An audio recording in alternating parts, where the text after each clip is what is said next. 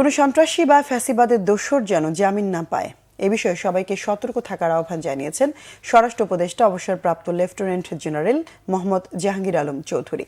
বলেন, তাদের জামিন পেয়ে আবারও অপরাধে জড়ানো কোনোভাবেই কাম্য নয়। এদিকে আইন উপদেষ্টা আসিফ নজরুল জানান, পতিত সরকার দেশকে অস্থিতিশীল করার জন্য লাখ লাখ টাকা খরচ করছে। সকালে রাজধানীর রাজারবাগে স্বরাষ্ট্র মন্ত্রণালয়ের এক কর্মশালায় এসব কথা বলেন উপদেষ্টারা। আরও জানাচ্ছেন দীপন দেওয়ান।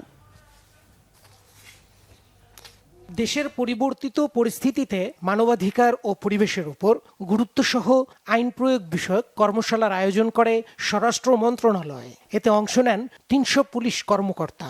উপস্থিত হন স্বরাষ্ট্র, আইন এবং গৃহায়ন ও গণপূর্ত উপদেষ্টা। অতিথির বক্তব্যে গণপূর্ত উপদেষ্টা জানান, এই দেশে গুম এবং বিচার বহির্ভূত হত্যা যেন আর না হয়। শুধু আইন শৃঙ্খলা বললেই তো আর হবে না যে আইন শৃঙ্খলা রক্ষাকারী প্রতিষ্ঠানের সংস্কার দরকার, ব্যাপকভাবে দরকার বিচার বিভাগের, ব্যাপকভাবে দরকার প্রশাসনের, সমস্ত সেক্টরেই সংস্কারের দরকার।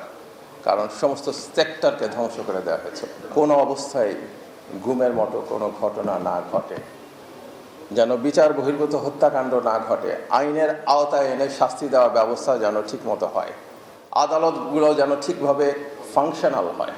অনুষ্ঠানে আইন উপদেষ্টা জানান, প্রতিটি হত্যা ও গুমের বিচার হবে, সেই বার্তা দিতে হবে। পুলিশ ও বিচার বিভাগ সঠিকভাবে কাজ করলে মবতন্ত্র অবসান হবে।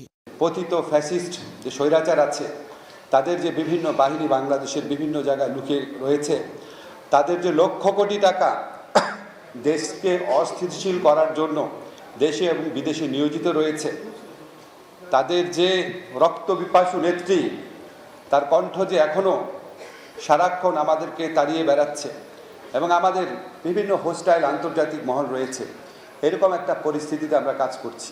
আপনারা হুটহাট করে জামিন দিবেন না। জামিন পাওয়ার পরে একজন মানুষ দেশের আইন শৃঙ্খলা পরিস্থিতির জন্য যদি ভয়াবহ হয়ে ওঠেন, যদি পালিয়ে যাওয়ার চেষ্টা করেন, যদি একই অপরাধ আবার করার চেষ্টা করেন, তাহলে সেটা জামিন দেওয়ার ক্ষেত্রে আপনাদের বিচার্য বিষয় হওয়ার কথা।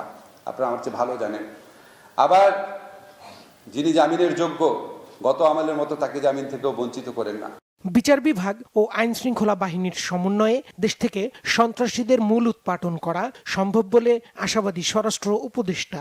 আমরা কোনো অপরাধীকে রাস্তায়, বাজারে, মাঠে, ময়দানে, রাজপথে দেখতে চাই না। প্রত্যেক অপরাধীকে আইনের আওতায় আনতে হবে, তাদের বিচার নিশ্চিত করতে হবে। দুষ্কৃতিকারী, উস্কানিদাতা, জনগণের ভয়ভীতি প্রদর্শনকারী, দুর্নীতিবাজ গ্রেপ্তার করে আদালতে যাবে, আর তথ্যের সীমাবদ্ধতা কিংবা এজেন্সির ব্যর্থতার কারণে জামিন হয়ে পুনরায় অপরাধে জড়িত পড়বে, এটা কোনোভাবেই কাম্য নয়। ন্যায় বিচার নিশ্চিতে মামলার দীর্ঘসূত্রিতা কমানোরও তাগিদ দেন তিনি। দীপন দেওয়ান, বাংলা ভিশন, ঢাকা।